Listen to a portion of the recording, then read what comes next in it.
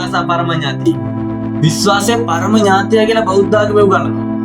ඔයා දෙයක් විශ්වාස කරනවා කියන්නේ කිසිම තර්ක විතර්ක භාවයකින් තොරව එයා යම් කිසි දෙයක් පිළිගැනීමට. විශ්වාසය සම්බන්ධ ලස්සන සෙන්ගතාවක් තියෙනවා. මේ කතාවේ ගුරු භික්ෂුන් වහන්සේ නමක් සහ ගෝලයෙක් ඉන්නවා.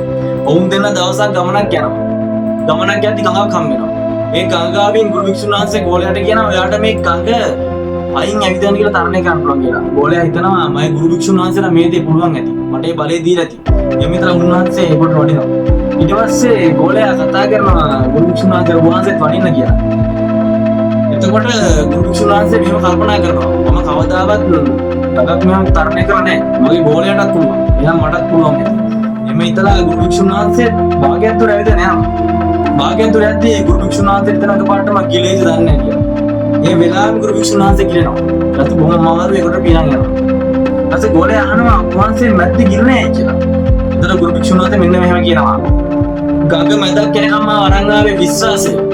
ගඟ මැදදී මාව ගිල්ලුවේ අවිශ්වාසය කියලා.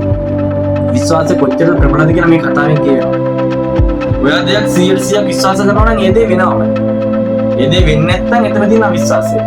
ඔයා විශ්වාසකර්ෂණ නීතිය ඔයාට වැඩ කරන්න අවශ්‍ය නම් ඔයාට ඔයා ගැන 100% විශ්වාසයක් තියෙන්න ඕනේ.